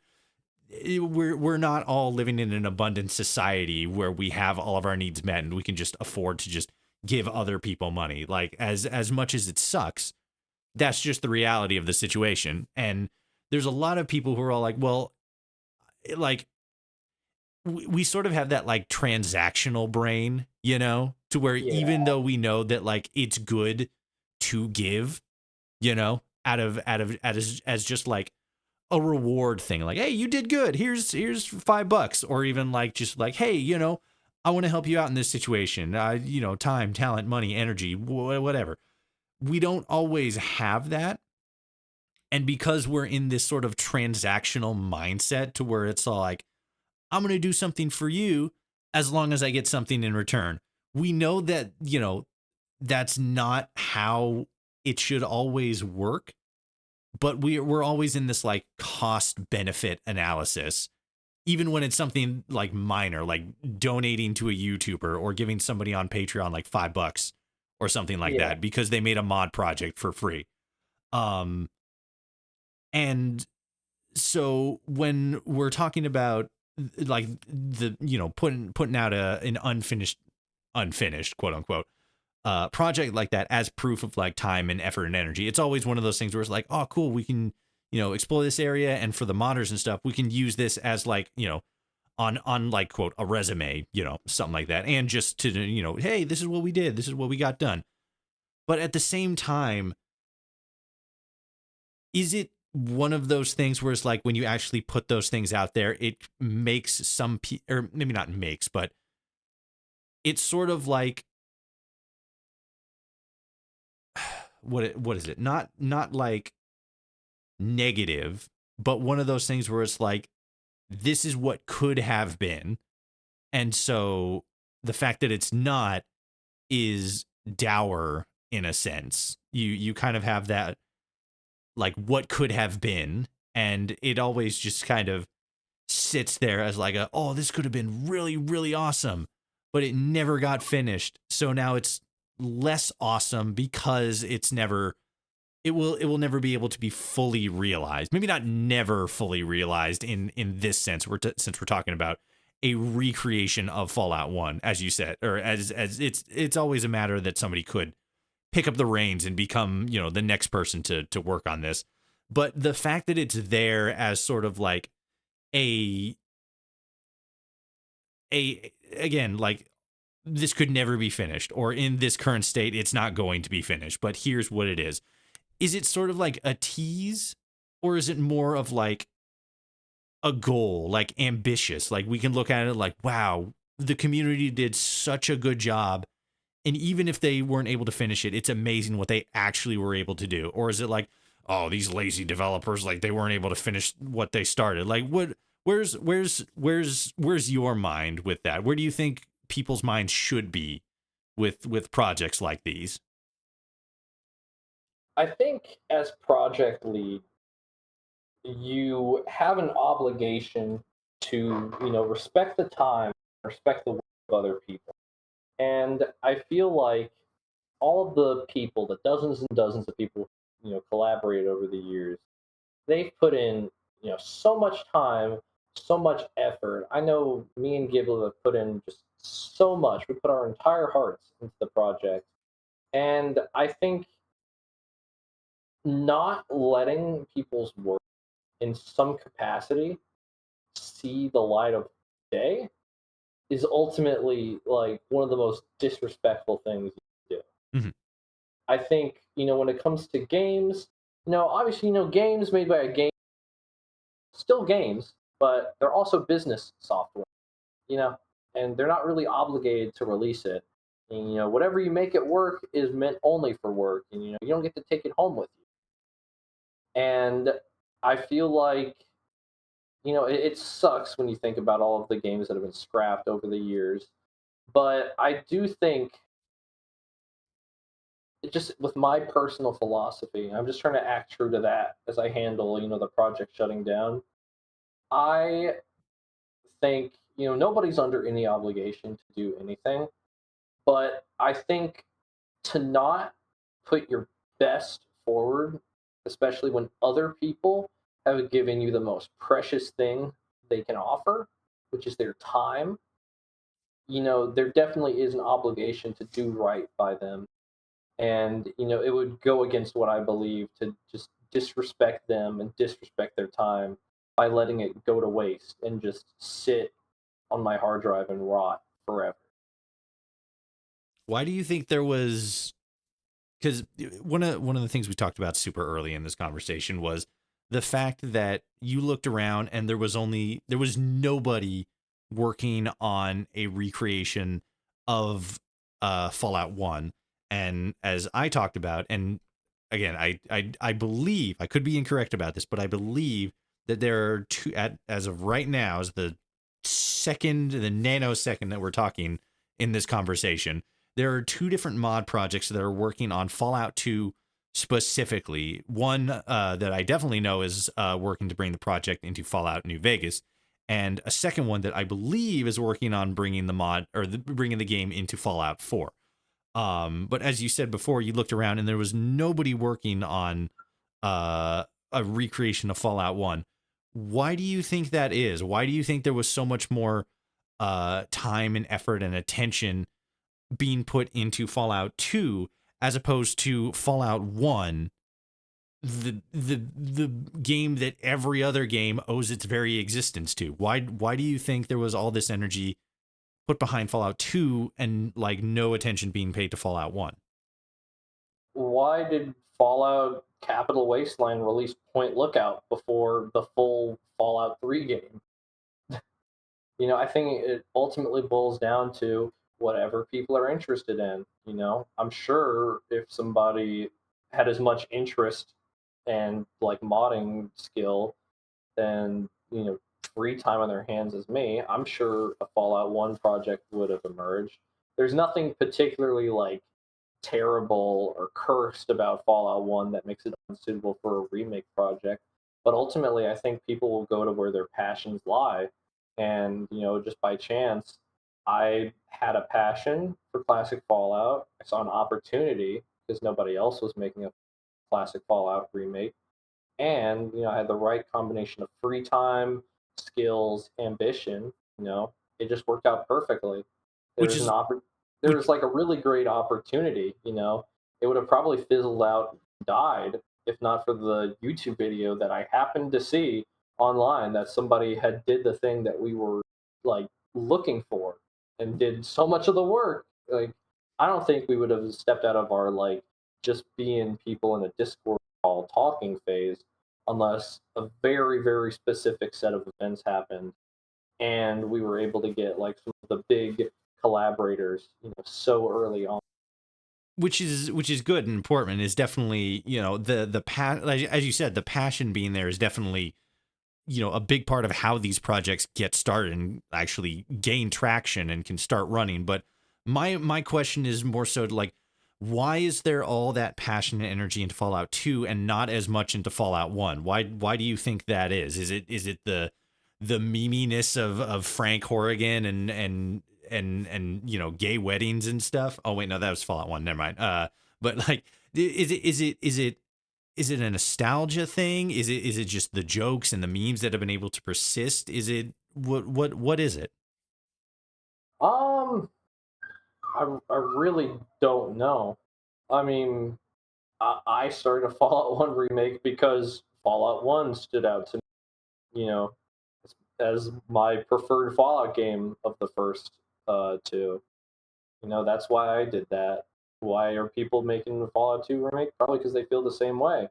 I mean, I don't remember a whole lot of Fallout 2, but I'm sure plenty of stuff stood out to drive people to make remakes for these projects over the years. It's all just Enclave fanboys. Oh, I'm sure. Oh yeah. Um Speaking of passion and, energy to make something, that creative spark, probably one of the biggest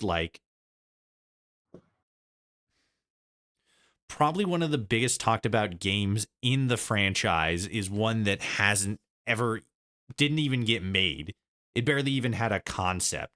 I guess it did technically get a little bit of groundwork on it, but uh Project Van Buren, which was the original vision and the original game that was going to be Fallout 3 as in development by Black Isle Studios, but after Black Isle had to shut down and Bethesda bought them, or bought the Fallout IP, they couldn't really do anything with Van Buren. But Van Buren is sort of like a legend in the Fallout community, right? It's almost like a not like a ghost story, more like a folk tale, right? Like it Hmm. exists, but it never really existed, you know?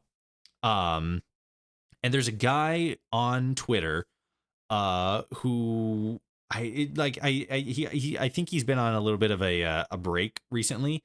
But his name is Adam Lackow, and he's been on his own, basically one recreating Fallout Van Buren, like the game itself, but more so specifically actually making the game. As I said, there like this game was never made or anything. There was like some design document stuff, a pretty decently written out plot, from what I saw, but very little coding from what I imagine, from what I'm remembering correctly, was actually done to create the game. There was some stuff done. There were, I think, a couple of levels and I think maybe one or two displays done. But just based on that, just based on the little information that we have, uh, Adam was able to actually find footing and has been working on just creating the game. Every once in a while I'll see him do an update on Twitter where he's, talking about some specific coding stuff that he was able to do to make NPCs act a certain way, or for the environment to do X when Y happens. And so there's a lot of passion in the project, or in the game itself rather, but only this one guy, as far as I have seen. There could be a couple of other attempts to recreate Van Buren in some form or fashion, but from what I've seen, Adam Lackow is the only guy who's actually making real, noteworthy, sustainable progress on bringing this myth of the Fallout community to life. And I don't know, it's I guess it feeds more into what you said. Like, if there's passion for something and like a drive to do it, it's going to get done. Whether or not it actually gets finished is another question, but it's going to get started and project progress is going to be made on it. So when it comes to something like that, when you're looking for that or maybe not when you're looking for, but when you have that drive and that urge to make something, at what point do you find, is it like the realism of it to where like this is just not, because as you said, it would have taken like another 7 years for you and the other or your co-creator working full time and 10 volunteers working 10-hour shifts. It would have taken 7 years to complete this project. And it, like, where is that line? Is it a consistent line where you hit it and you're like, all right, I got to throw in the towel? Or is it one of those things where you cross it, self-examine, and then you're like, hey, I can give a little bit more, or I can do a little bit more? Yeah. So first of all, I think just from the way you described it, the work that the guy on Twitter is doing on the Van Buren thing, I think that's really admirable really takes like a special type of person to be able to even start an undertaking like that and make any amount of tangible progress. I think that's super impressive. But I don't think anybody goes into a project with the expectation that they're going to, shutter it. I've started a bunch of projects, released most of them, but ultimately it really did, get to a point where, things change over time. There were some, I think the burnout and challenges in work life balance really hit me hard. And I think one of the things I struggled with was finding like a balance. What the with like my free time and how I divided my free time between work on Vault 13 and other projects, Mhm. or not other projects but other games.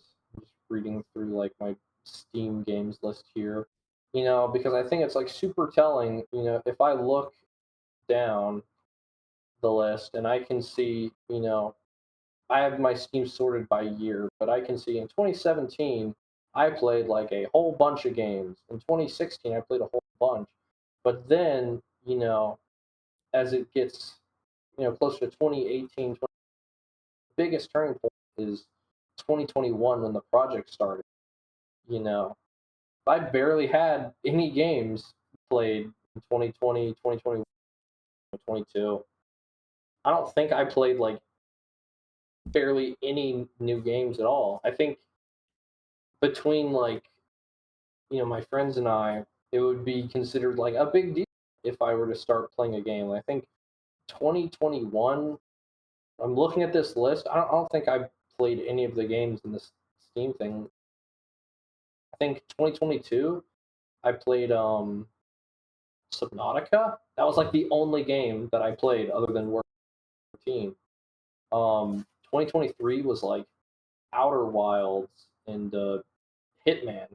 I like it's actually like really like frightening, like just how much my work on the project made so many other things in my life pass me by, especially going like you know my early to mid 20s, living by myself first time. And I'd find myself getting home and working on Vault 13 for hours, and I very much found that life started passing me by. And I think you know it's very easy, at least for me, to like lose myself in a project and not be able to draw the line. But yeah, I think it's important to strike a balance. I mean, like, like I hate to like make it like all catastrophic, crazy and stuff, but I definitely still am like picking up the pieces. I feel like spending so much time on the project and not really being able to balance project work with like full time work or stuff, really took a severe toll in my personal life that I've only like recently started to climb out of. I get home from work now, I'll I'll play a game, Deadlock or something, or I'll like surf the web. But at least the way it was going, like it's not healthy to feel like shit when you play video games, like drink beer. Like having to constantly be getting up at 5 o'clock in the morning on off days to like put in like 4 hours of on the project, before you start off day at 9 in the morning. It's not healthy and it's not sustainable. And those were like the only ways I was getting the hours in to get the demo out when it came out. To sort of try to put a little bit more of a I don't want to say positive spin on it, because that makes it seem like I'm saying that your mindset here is all like doom and gloom and stuff, which I'm not gonna lie, to an extent it is, but you're talking about a specific Yeah. situation where like you're talking about burnout and you're talking about an unhealthy work-life balance, which is definitely fair and valid. But to try to Yeah. put a little bit of a more positive mindset on it, and I I I I both love and I hate talking about it, but as I talked about briefly earlier in the conversation, there's a big conversation around like anti-woke gaming stuff, like, you know, LGBTQ stuff in gaming, diversity stuff, this, that, and the other thing. But one of the counter arguments that I've seen to that is that these people who are saying like, oh, like there's a lot of talk like, oh, 2024 was a horrible year for video games and stuff like that. And there's a lot of people who are responding with like, maybe you just don't like games anymore like the way you used to. And I'm not saying that's not the case for you, or I'm not saying that's the case for anybody really, but it brings up the bigger question of like, because I read somewhere that every 7 years you're like a different person than you were 7 years prior, you know? And that's just like, you know, how we age and how we grow up and stuff like that. And, you know, it's like gaming's a hobby, and it's like okay to sort of like fall out of, you know, hobbies and interests and stuff like that.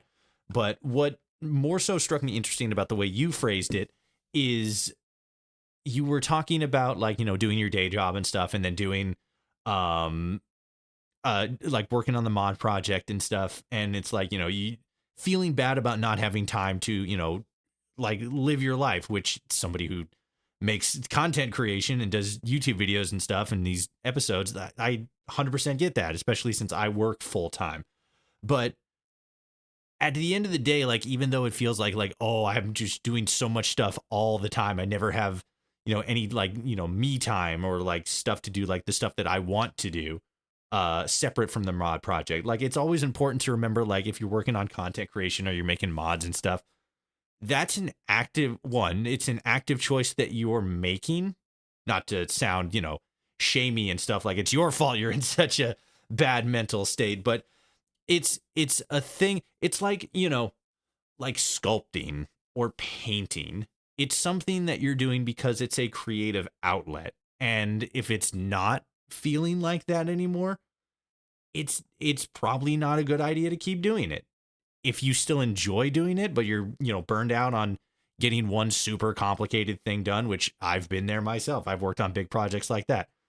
Um it's it's sort of like okay to recognize like I need to take a little bit of space and sort of, you know, balance myself out a little bit.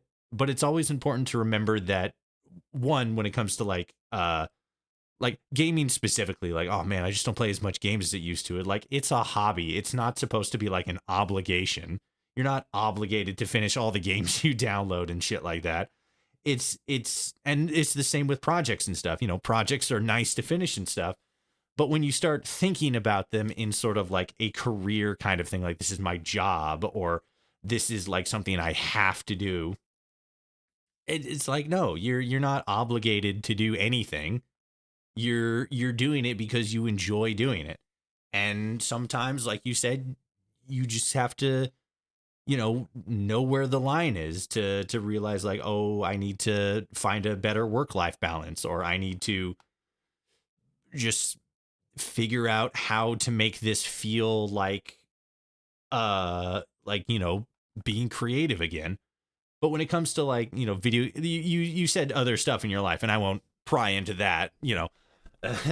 But when it comes to gaming and stuff, like, it's okay to kind of say that like, I'm not as interested in video games anymore. Not saying that you are, but when you're replacing that with a an actual finished product thing, like making a video or making a podcast or making a mod project that has fucking game articles written about it and stuff, that's a big deal, but it never really feels like as big a deal as it should have, because we're like in the middle of it. We're in the middle of this, working on this big, huge thing that's a lot bigger than us. And we always forget that by the time we get to the finished product, it's going to be even so much bigger than it was, or us, when we thought it was bigger than us. But it's going to be an even bigger deal when we actually put it out there and people see it and are all like, oh my God, this is fucking amazing. It's going to be like mind blowing. I don't remember if you, or I don't know if you remember a game that came out years ago. I want to say it was like 2018, 2019, Uh-huh. called The Forgotten City. Does that ring a bell? Yeah, that was the Skyrim mod they turned into a standalone. Yep. So you know about it already. Uh-huh. The Forgotten City, for the audience, the Forgotten City is a game where you are an archaeologist or an explorer of some kind, and you're exploring this old ancient Roman style city, and you go through this portal, and then all of a sudden you're in that city, but like in the past or whatever, when there was all Romans and Greeks and stuff. And you go through this like looping story where the rule is somebody in the city is going to tell a lie, and that's going to result in everybody in the city being turned to solid gold. And you have to kind of do a time loop thing and figure out who is going to tell the lie and stop them from lying or committing a sin. I can't remember what the specific. It's been a while since I played it, but that game was originally based off of a Skyrim mod with a very similar premise. And then in the reverse direction, they were actually able to create it and turn it into a full game. At one point, it was one of those things where it's like, this is a real big like time sink and it's a lot of creative effort and stuff. And the end result is multitudes bigger than they originally thought. So to kind of wind it all back a little bit, I think that it's okay to sort of recognize that parts of our lives are going to drop out, like playing games as much, being able to do, you know, as much, like town based activities, being able to go out as much, if we're dedicating that time towards something productive in the sense that it results in an end project that is something that we can channel our creativity through. That's what I would say, to sort of try to, you know, put a little bit more of a positive spin on a lot of the stuff that you were getting at there. Yeah, I think one thing, it's just, it's really important to make sure that you just don't lose sight of like what you're trying to accomplish. I do think though, hmm, It's a I don't lot. know. It's a lot Yeah, to think it's about. just, and like it's just a lot of the stuff that I have to. I don't even know if it's, or if it's like a reflection of like broader societal trends, stuff like. Really can't even say. I don't even know. Yeah. It's I wasn't. I Yeah. think it's one of those things that doesn't really have like or like, it's not really like a question and there's no really like answer. It's just one of those things that you have to like reflect on. Like this is just kind of like how life goes sometimes. Hmm. And at the same time, it's like, do I want that to be how my life goes? Or do I want to change it in some form or fashion? It's just one of those like reflection things. Is it good? Is it bad? Nobody really knows because it's just part of life, and life inherently is not good or bad. Yeah, but in the case of all 13, even separating good or bad, however it was going, it was sustainable, Mm-hmm. and I think that's. I feel like just the whole like, I don't know, people in general are too hard on themselves. Mm-hmm. Like, I see a lot of the a lot of the pessimism online surrounding the whole like hiring ordeal. Like, I don't work as a software in that field, but just definitely hearing, from a lot of like other people trying to find their footing in young adulthood, Mm-hmm. and then just trying to like find out whatever that pathway might be, whether it be like fleshing out your portfolio or doing like programming prep stuff. I feel like it really just comes down to like you gotta strike a balance, finding your way, but making sure not to lose yourself, doing. And I feel like I might have, but I think it would be important to like spread awareness, you know, for that sort of stuff, especially if you're in like a transitional phase in your life. I feel like it boils down to something that's, a lot deeper than modding. And I feel like it all just really, it's weird. There's just so many layers. There is. It's Shrek put it best. It's like an onion. Yeah.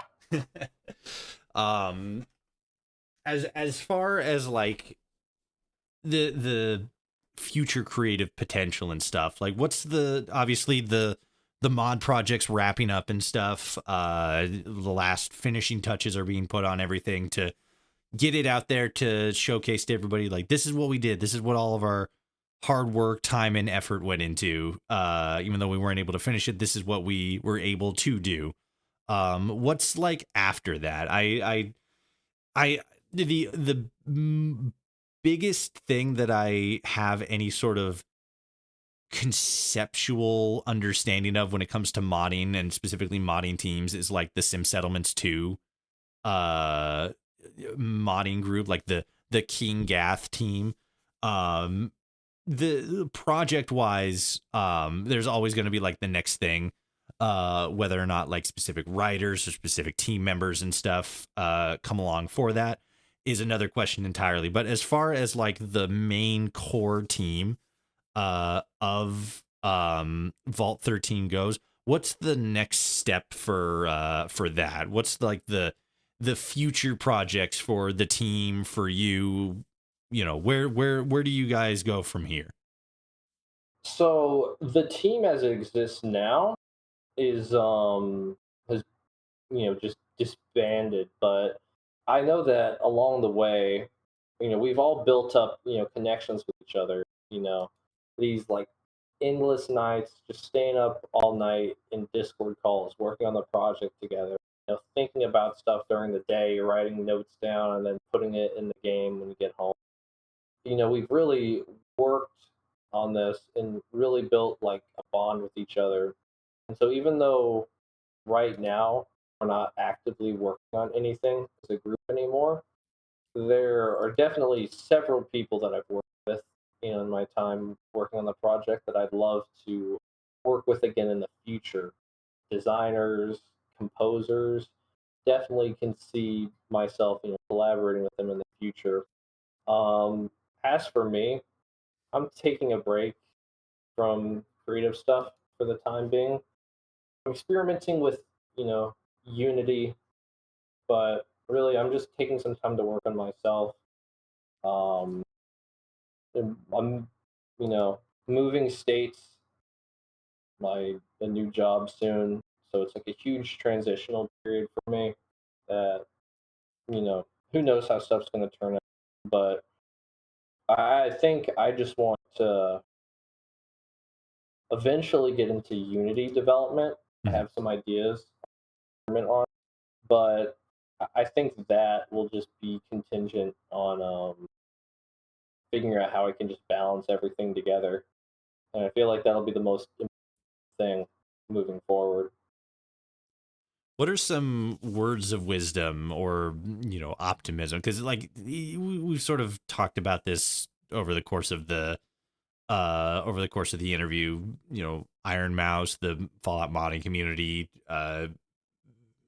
segments of the Fallout modding community. Right? I don't want to paint the entire community as like toxic and horrible and just like downer and everything, but when it comes to like trying to put a better outlook on things and trying to stay positive and stuff, like what are some things that you try to reflect on and try to like inspire in others to look at things in a more hopeful and optimistic sort of way?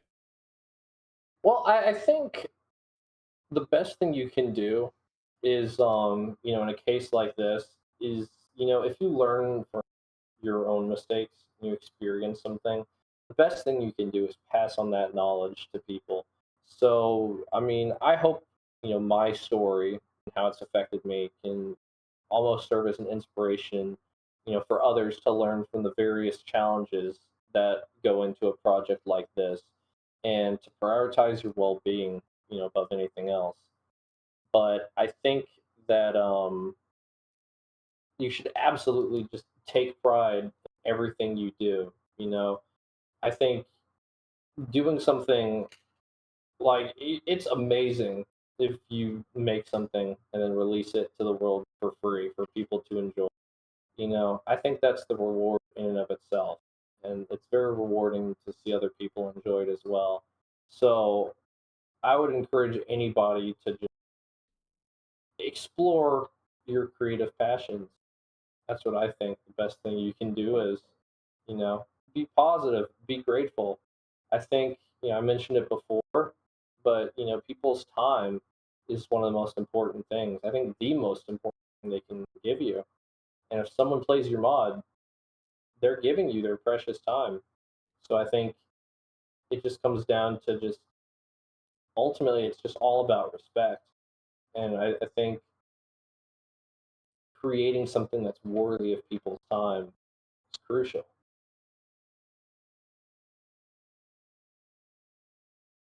Thank you for listening to my conversation with Culin Wino, lead developer for Vault 13.